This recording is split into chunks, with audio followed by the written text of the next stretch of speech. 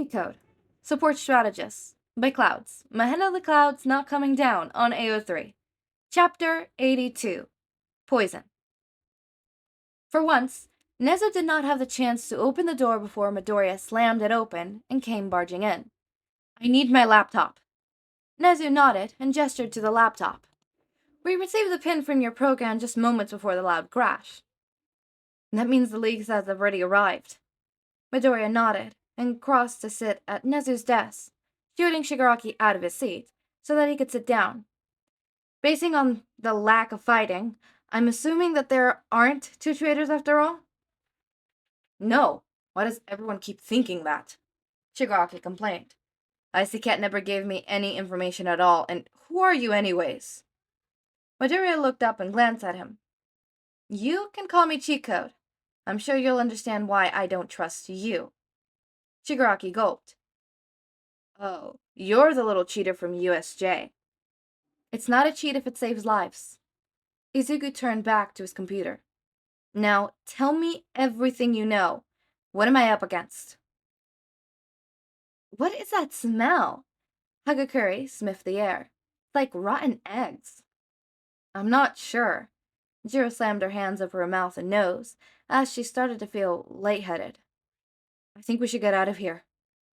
It's probably just one of Class 1B's quirks, Hagakure said, moving slower than she should have, which made alarm bells go off inside Jiro's head. No. Jiro heard unfamiliar footsteps and turned towards them to see Spinner and a bunch of people she didn't recognize emerging from the glowing mist. It's villains. She passed out before the villains even noticed her. May dashed through the halls, her tool bag swinging by her side like a weapon as she held the phone to her ear. Come on, pick up. May? Ochako sounded confused when she answered. Do you know what's going on? No time, May snapped quickly. Extra Criticun has been kidnapped. Go get him. She hung up and slid the banister, eyes narrowing in on the door to the entrance cabinet. She just needed to get to that room, and she'll be able to at least power the power back. Hopefully. She scrambled back as the long blade slammed into the floor in front of her. Flesh, give me blood. May swallowed and looked up at the guy in a straitjacket who looked even crazier than she was. Oh crap. The minute that Ochako heard that Hitoshi had been kidnapped, she was by his side within seconds. He was completely covered in Mineta's sticky balls, and Ochako cursed under her breath. Mineta, how did I miss that? Hitoshi blinked, raising his head above an inch to look at her. What? I'm here. Ochako wasn't quite sure how to grab him without getting stuck. I'm gonna get you out of here. Where's Mineta? Fighting Mina. Hitoshi slumped back down. She figured out he was Trapper. Okay. Ochako swallowed. She'll help Mina later. I'll get you someplace safe.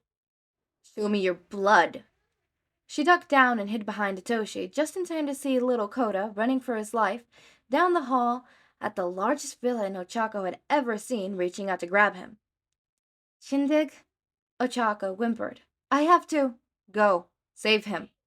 Hitoshi smiled. I can still talk. I'll take care of myself. Ochako nodded and disappeared.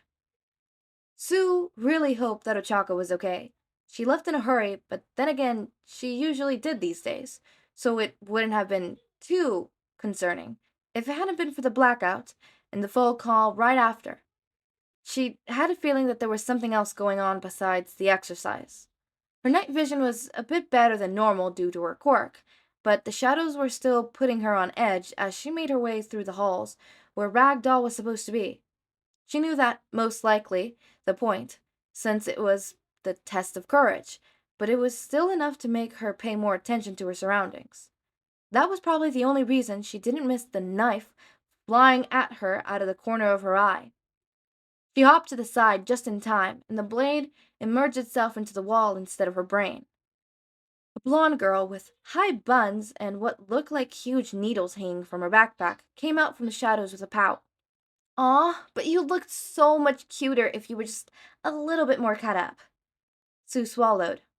No thanks. She didn't recognize the girl from Class 1B, which didn't paint a very pretty picture when combined with the blackout and Ochako's sudden disappearance. If there was villains here, then were they under attack? Were they allowed to fight back? What was going on? A voice rang inside her head. Students, this is Mayday. The school is under attack by the League of Villains. As the attack is happening at UA grounds, you are allowed to use your quirks to defend yourselves, but do not initiate attacks. Make your way to the cafeteria as soon as possible. Mayday then started listing the attackers and the quirks as quickly as she could. Sue gulped as Toga started to circle her, a hungry look on her face.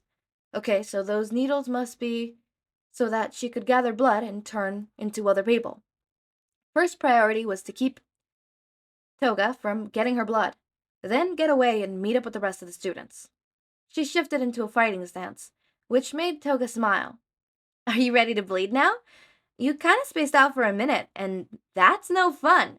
I want you to feel it when I stab you. That's the way you enjoy it too. Another knife came flying to her, and Sue hopped out of the way. I think we enjoy different things. Toga scowled, and this time she threw her needles. She was fast, and it was all Sue could do to dodge until, out of nowhere, Toga yelped and stumbled as if she'd taken a hit from behind. Sue felt a hand on her shoulder and whirled around to see a floating head that she thought she recognized as the girl from 1B. Sorry for scaring you, the girl's head said. Setsume. I'm in the other class. Komuro has a plan, but we need to get the girl's gas mask. Sue nodded and flexed her tongue. I can do that. Students, this is Mayday. The school is under attack by the League of Villains. As the attack is happening at UA grounds, you are allowed to use your quirks to defend yourselves, but do not initiate attacks. Make your way to the cafeteria as soon as possible. The quirk villains are as followed. Dabi, cremation. Spinner, lizard traits and blood-based paralysis. Toga, blood-based appearance change. Mustard, poison glass. Magne, magnetism. Mr. Compress, compression. Trapper, aka Mineta, sticky hair. May bolted to the nearest tunnel entrance and quickly solved the puzzle to get inside before slamming the door behind her. The knife slammed through the wall, but that psycho couldn't get to her if he didn't know where she was, so she moved quickly as she made her way back to the labs. She really hoped the time she wasted would be worth it, but there was no way she'd be able to do this without her babies. She dropped down into the lab and grabbed a various of her projects, both the successful and the failures. The successful would do what they were supposed to, and the failures would blow up, so it's a win-win. She ran back to the basement as fast as she could through the tunnels, exiting to the view of the straitjacket guy still attacking the walls where she had disappeared. He'd almost completely ripped it open by this point, and May got a determined look as she launched a stink bomb into the air. Look alive! The guy turned towards her like some sort of enriched entity, but soon enough reared back as the stench of the stench bomb filled the hall. May covered her mouth and nose and hoped this actually worked. She tried to channel her inner Izuku, and she'd seen the guy was still wearing a blindfold, which meant that he wasn't finding her by sight, which meant that it was either smell or sound. But he hadn't been able to find her in the tunnels, and if he had enhanced hearing, then she'd be a shish kebab right now. That left that he was probably smelling for her blood or something creepy like that, and that was easily countered by a stink bomb. She smiled at her opponent becoming disorientated, and she realized that she had been right. Izuku would be so proud. She grabbed one of her failed babies that was supposed to be an early version of her jetpack and turned it on before launching it at the guy's head. It exploded about a second earlier than she hoped, but it was still enough to force him back. She ran for the matron's room door, only to find her path blocked by knives. Again, this was getting old. Blood. Flesh. What a mad banquet of darkness. May felt hands grab her, and she yelped as she was carried around the corner by one of the hero students with a full 6 arms. Are you hurt? You're one of the support students, right? We need to run. No, we need to get the power back on.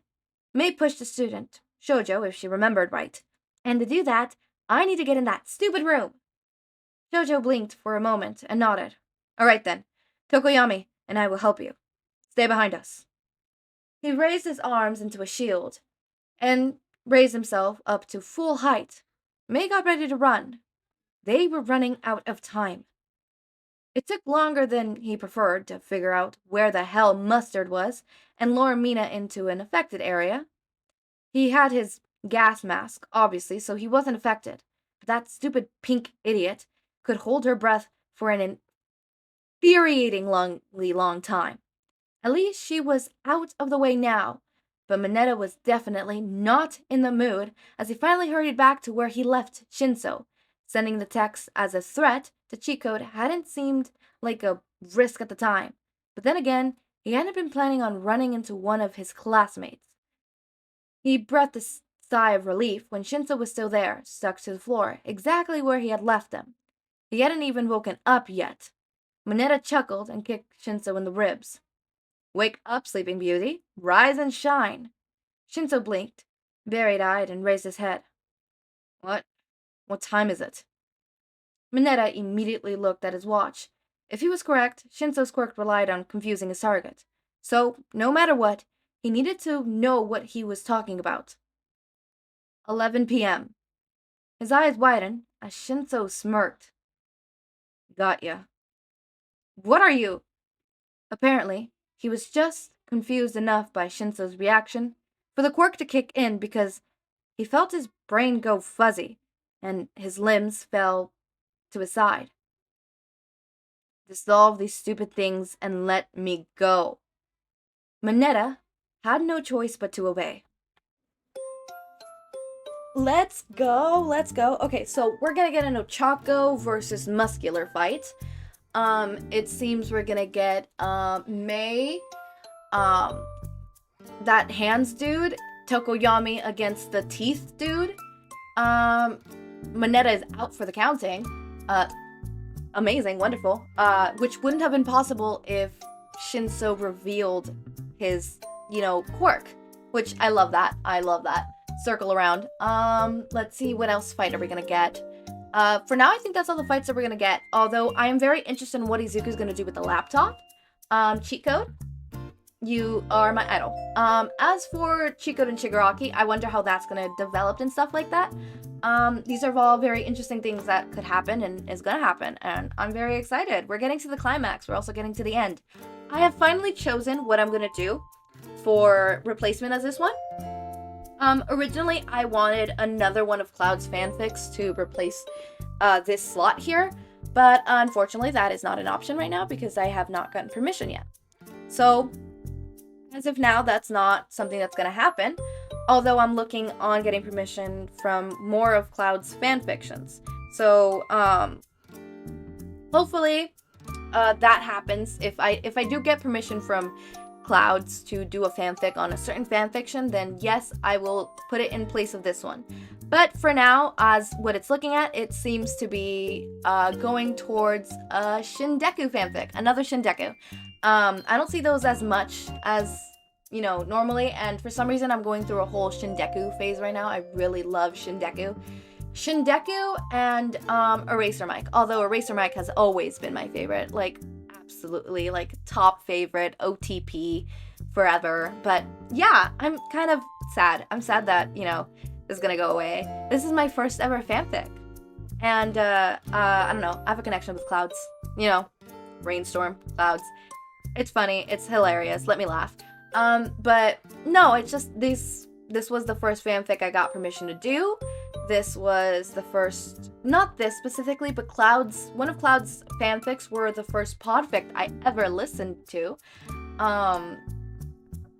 Clouds really started it all for me. So it's surreal having this end, It's just, But as always, my raindrops, make sure to eat, sleep, drink water, take your meds. Have a wonderful day or night.